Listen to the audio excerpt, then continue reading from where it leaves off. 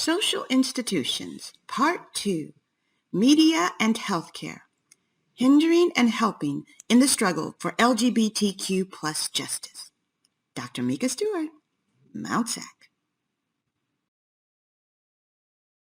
What is a social institution? A social institution is an enduring organizational system which functions to satisfy basic social needs by providing an ordered framework that links the individual to the larger culture.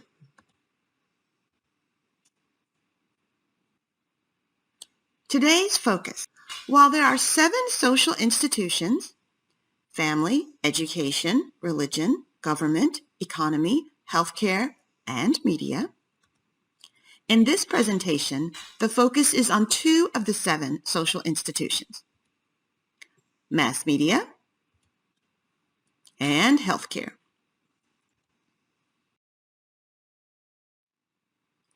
Basic societal survival needs. In order to survive, every society must be able to do the following: repopulate, socialize new members, produce and distribute goods and services, preserve order, and provide members with a sense of meaning and purpose. Let's briefly explore how the media plays a role in meeting each of these societal needs. 1. The media's impact on repopulation. A population is the total number of people who live in an area. Our U.S. population is strongly influenced by 2 things that media influences: birth rates and migration. The media's impact on repopulation, birth rates.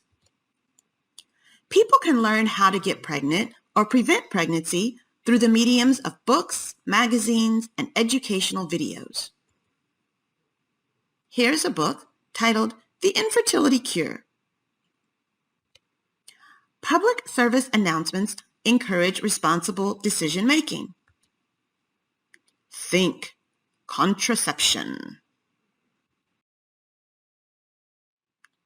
The media's impact on repopulation, migration. Some people decide to come to the U.S., immigration, because of media portrayals of the United States as a land of prosperity. For example, Forbes magazine featured Oprah Winfrey, William Bennett, and Bill Gates on the cover with the title, "The Richest People in America." Immigration. We're heading to the U.S. of A. because we want to be rich. Woohoo! The media's impact on repopulation, migration. Interestingly, some people are also deciding to leave the United States, immigration, pronounced just like immigration, but with an E, because of so much negativity in the news about our country, especially as it relates to politics and gun violence. The red dots on this map indicate the deaths by gun violence in 2020 in the United States. Immigration. We're leaving the USA. We want to be safe.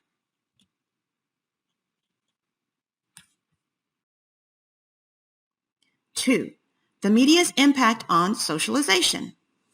The media teaches people, i.e., socializes people, on how they should think, behave, feel, and view themselves and others, for better or for worse. Because so many media images of LGBTQ plus people are negative, GLAAD was founded in 1985 to protest those negative depictions. GLAAD documents how and how many LGBTQ plus people are portrayed on TV and in movies. GLAAD's goal is to, quote, accelerate the acceptance, end quote, of the LGBTQ plus community. Because what's shown in the media can have life and death consequences, GLAAD holds the media accountable The GLAAD Accountability Project documents anti-LGBTQ words and actions from politicians, commentators, organization leaders, journalists, and other public figures who are often quoted in mainstream media about LGBTQ issues.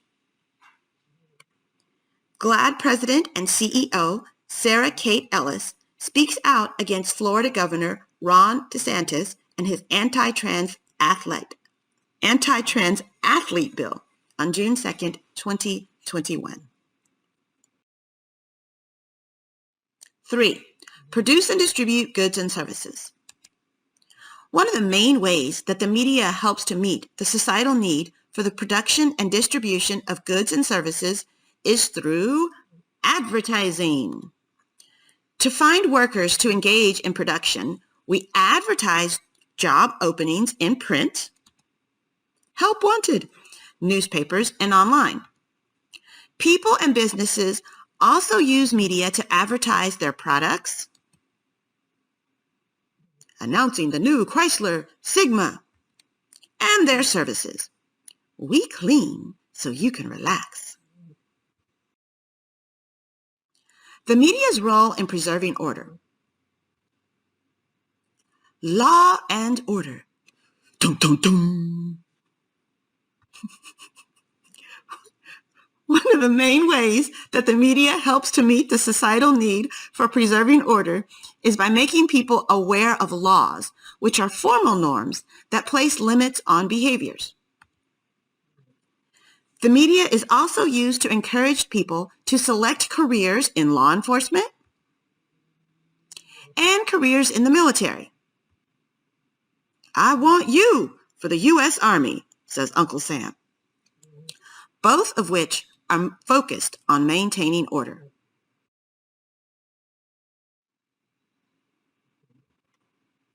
As this painting of the 1969 police attack on the Stonewall Inn with Marsha P. Johnson leading the protest against police brutality and harassment illustrates, police attempts to, quote-unquote, preserve order often come at the expense of preserving rights. No wonder we had to start a gay rights movement.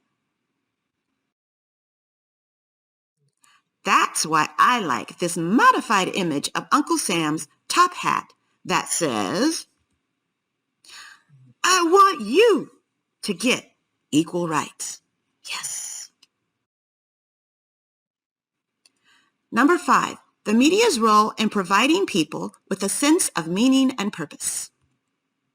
One way the media helps to meet the societal need for preserving order is by the distribution of books, TED Talks, and religious shows that discuss the meaning of life. The media is also used to advertise religious organizations that cater to certain groups. For example, Dr. Mika's LGBTQ plus affirming church advertises online. We are Confina Community Church, the Rainbow Church. Mass media. Instruments of communication, whether spoken, printed, electronic, or digitized, that carry messages to large audiences. Mass media. Here are some examples of traditional and new media. We've got the television, blogs, newspaper, news, the internet, satellite, megaphone, television, broadcasting, a snapshot with the camera, a radio, and a video camera. Functions of the media. Let's look at 5 functions. 1. Information distribution. What is happening in the world? What laws impact LGBTQ plus people? Information distribution. Socialization. Learn languages, learn social norms, learn about culture. Persuasion. Vote for me for president. Buy my products. Number 4, entertainment. We use media for fun. Watching movies, TV, Netflix, or tweeting are often done just for fun. Outlet for homebound individuals. Number 5. Let's have a party. Let's go to college. Let's go to work. Let's go to worship service. Let's go to a conference. We can do it all from home with Zoom. Types of mass media. Now that we've looked at how the media helps our society to survive, and we've explored the 5 functions of mass media, let's continue learning by looking at types of media. We will start with 2 broad categories of media, and from there, we will explore examples of 4 different types of media. Types of mass media. Traditional media and new media. Under traditional media, we have traditional media are the various methods of communicating messages to large numbers of people before the invention of the internet in 1990. There are 3 types of traditional media. Print media. Print media is written or pictorial information manifested in a tangible, that is, touchable format. The oldest type of media is circa 15th century. Wow! Circa is a Latin word that means something happened or began around or about this time. Examples of print media. We've got newspapers, magazines, nonfiction books, novels, comics, journals, and other publications. Broadcast media. Broadcast media is information that is distributed over electronic frequency bands that are highly regulated in the U.S. by the FCC. Examples: film, that began circa 1900, radio was invented circa 1910, and television circa 1950. Then our third type of media, which is another traditional type of media, is outdoor or transit media. This is information that one encounters when outside of the home. It's also known as out of the home media. Example: billboards, posters, banners, blimps, media on forms of transportation, like on the sides of buses, taxis, cars, media in locations of transportation, like at bus stops or airports. Okay, now, new media. This is the other category. New media deals with the methods of communication that rely on the internet to reach larger numbers of people. Example or a type is digital media. This is information that is distributed via any online platform. It's mostly uncensored and unregulated.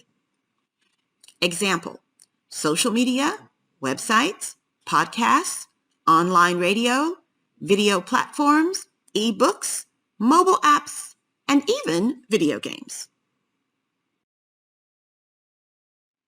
Is that permitted? Media censorship and control. Censorship and the Federal Communications Commission, the FCC. The Federal Communications Commission was established in 1934 and regulates interstate and international communications by radio, television, wire, satellite, and cable in all 50 states, the District of Columbia, and U.S. territories. Federal law prohibits obscene, indecent, and profane content from being broadcast on the radio or TV. Note, these 3 words do not all mean the same thing. Obscene content is excessively sexual, patently offensive, and has little value. Obscene content does not have protection by the First Amendment. Indecent content portrays sexual organs and sexual activities in a way that is offensive. And profane content is grossly offensive language. Broadcasting obscene content is prohibited by law at all times of the day. Indecent and profane content are prohibited on broadcast TV and radio between 6 a.m. and 10 p.m., when there is a reasonable risk that children may be in the audience. For the most part, the FCC has been careful to stay out of Internet content regulation, where it does not have a clear statutory mandate to intervene. For more information, see the Broadcast Law blog. Censorship and the Motion Picture Production Code. The Motion Picture Production Code, also known as the Hays Code, in honor of William H. Hays, who was the president of the Motion Picture Producers and Distributors of America from 1922 to 1945, is a long list of what may and may not be depicted or discussed in motion pictures, including movies and television. The Hays Code prohibited 1950 couples like Lucy and Ricky from being seen in bed together. It didn't matter that they were playing a married couple and were even married in real life. The code also wouldn't allow anyone to say the word pregnant or to speak openly about childbirth. The code was written by film magazine journalist Martin Quigley and Jesuit priest Father Daniel A. Lord. Film companies weren't required by law to follow the code, but if they didn't, their films wouldn't get shown in theaters. Sounds like a requirement to me. The code was presented to Hays in 1930, but wasn't seriously enforced until 1934. It remained in effect until 1968. Source: the Motion Picture Production Code. Is that character gay? Queer coding. Queer coding. Queer coding occurs when a character, typically a villain or antagonist, that is, the bad guy, in a film, TV show, video game, book, etc., is given stereotypical traits commonly associated with queer people, but the character is not explicitly stated to be queer. For example, The Wonderful Wizard of Oz came out in 1939 during the era of the Hays Code. Since homosexuality couldn't be explicitly stated or displayed, the Cowardly Lion was queer-coded, meaning he represented a gay man. 1. He refers to himself as a dandy lion and a sissy. 2. He gets groomed at the beauty salon and gets a bow just like Dorothy's. 3. He has a lisp and a limp wrist. These are 3 common stereotypes about gay men, but the lion never actually identifies as gay.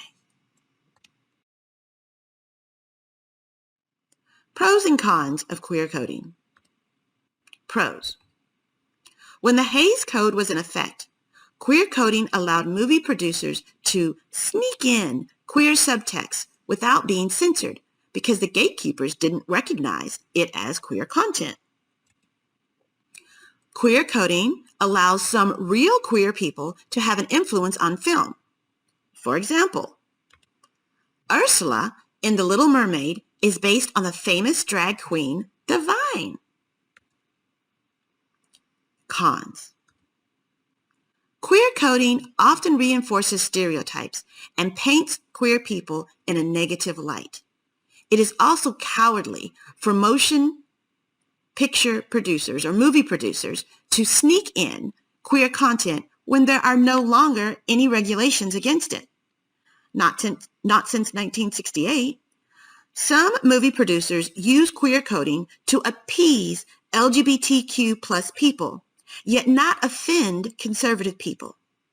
The movie producers are essentially straddling the fence instead of taking a real stand for inclusivity. It's hard to talk about queer coding without also mentioning queer baiting. Queer baiting? What is it? Queer baiting is a marketing ploy that nods at queerness but never actually delivers queerness. Most notably, the practice happens in television shows, but it can also happen in movies, music, books, and just about any other form of media. Through plots, characters, imagery, lyrics, social media posts, and interview questions, a director, author, writer, or producer will draw in LGBTQ plus audiences with the promise that there's going to be a positive queer representation. That's the bait. But then the representation is never fulfilled. It's also sometimes referred to as a bait and switch marketing tactic. Source, taken verbatim from an article on queer baiting in Health magazine. Health magazine. What is queer baiting? Here's what the manipulative marketing tactic looks like and why it's harmful. It's a classic bait and switch. Comic relief, anyone? I don't know about you, but I feel like I need some comic relief right about now. A discussion of comic books as a form of media ought to be fun, right? Well, it might have been if those darn homophobic and sex-negative people hadn't interfered. Fortunately, I did discover something interesting when searching for comic book images for this page. I came across this image of a Superman comic book that was priced at only 15 cents. We know that's vintage. You can't buy anything for 15 cents today. That's all good. But what I really want to share is this next pic I came across. Superman Unchained, the new 52. In what way is Superman unchained? When I saw what I think is just a mock-up, i.e. not a real comic book cover, featuring Superman as a woman, I got excited. I know that there is a 9-part comic series titled Superman Unchained. However, by putting a female presenting person on this cover, is the artist using unchained as a metaphor to mean that Superman is finally feeling free to live as his, now her, authentic female self? Is the artist presenting Superman as a trans woman? I love the idea. What do you all think? By the way, the female presenting Superman comic book costs $3.99, not 15 cents. Gender progress is costly.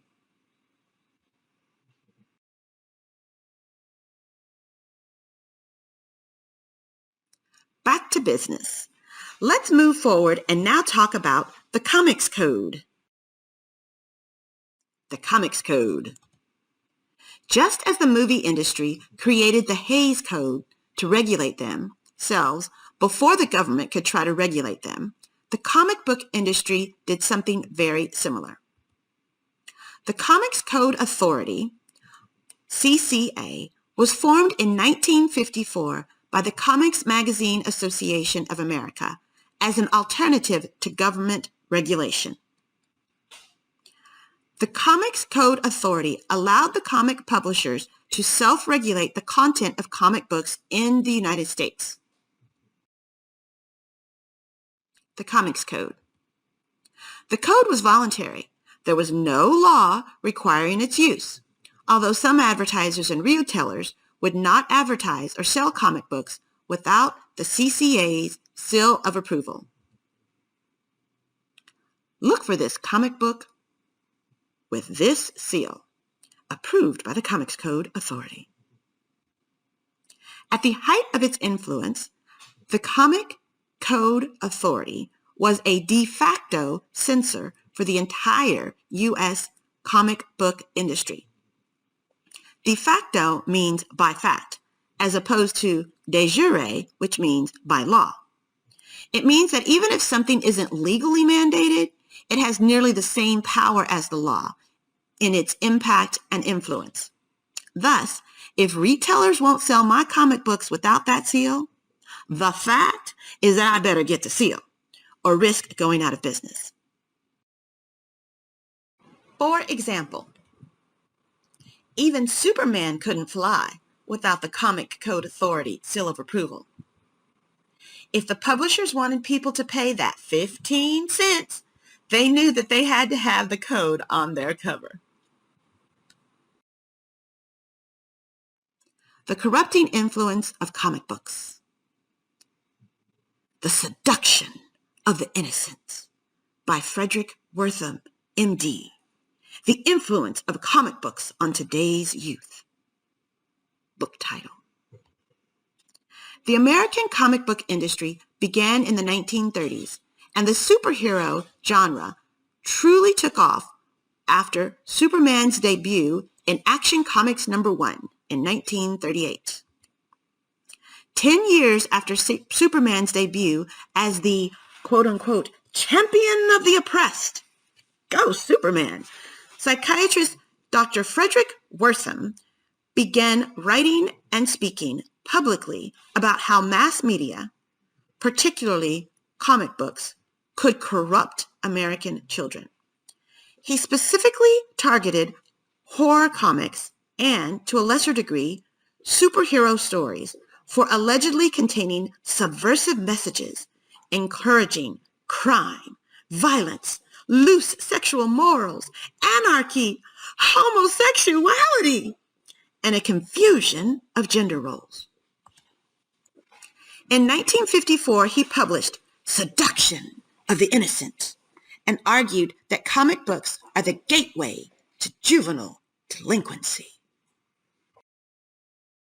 Comic corruption. Wortham stirred up a lot of hate and fear towards comic books, and groups of concerned parents and others who believed these stories threatened traditional American values joined Wortham's cause, even holding comic book burnings in the street.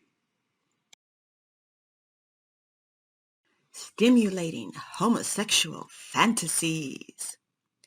In Seduction of the Innocent, Frederick Wortham claims, quote, the Batman type of story may stimulate children to homosexual fantasies, end quote, and there is a, quote, a subtle atmosphere of homoeroticism which pervades the adventures of the mature Batman and his young friend, Robin.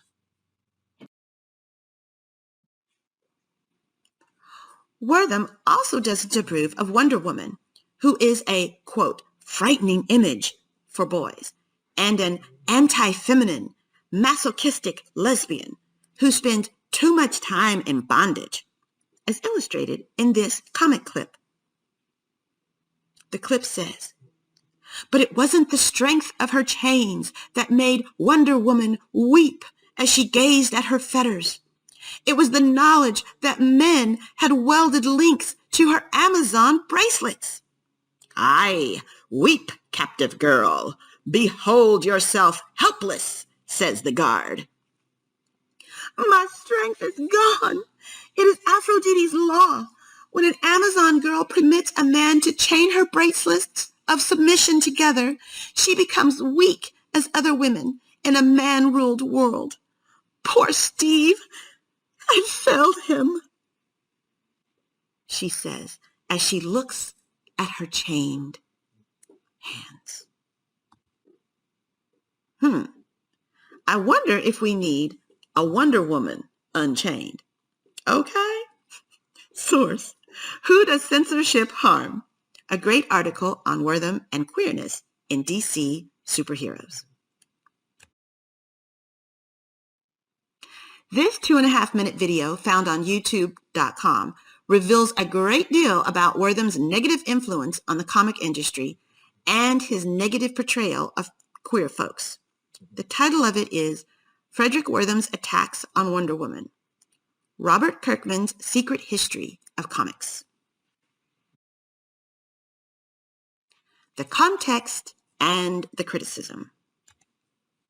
Seduction was issued in the context of the Lavender Scare, when authorities regarded homosexuality as a security risk and fired them from government jobs. History.com has a great article and video on the Lavender Scare. It features author David Johnson. David Johnson published the book The Lavender Scare, The Cold War Persecution of Gays and Lesbians in the Federal Government in 2004. He published it. Wortham's work is now often criticized, with one review of his work by Carol L. Tilley stating that he manipulated, overstated, compromised, and fabricated evidence.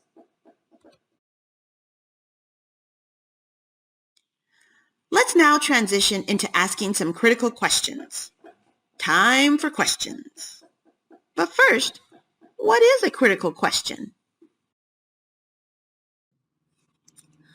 What are critical questions? Critical questions ask us to ponder what we really think, believe, and know. Critical questions ask us to examine why we do what we do and how we know what we know. Is our source reliable? Is our interpretation of what is happening reliable? That is it a reflection of reality? Whose reality is it reflecting? Critical questions are questions that require us to think deeper, challenge assumptions, and explore the who, what, where, when, and why of how of any issue. Critical questions. 6 things to think about when someone has something to say. Who? Who said it? Someone you know? Someone famous? Someone in authority? Should it matter who said it? What? What did they say? Did they give facts or opinions? Did they give all the facts? Did they leave something out? Where? Where did they say it? Was it in public or in private? Did other people have a chance to talk about the other side? When? When did they say it? Before, after, or during an important event? Why? Why did they say it? Did they explain their opinions? Were they trying to make someone look good or bad? How? How did they say it? Were they happy, sad, angry, or didn't care? Did they write it or speak it? Could you understand it? Critical thinking asylum. Critical questions. How do media messages contribute to the social construction of reality? Our reality is shaped by what we read, hear, and see in the media. What kind of reality is being created? Whose privilege is being upheld? Whose oppression is being increased? Who is being represented? How are they being represented? Are there stereotypes that lead to misrepresentation?